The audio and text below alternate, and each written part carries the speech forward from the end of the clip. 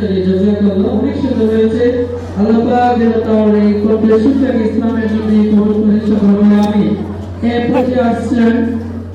আজকে পশ্চিম থাকবে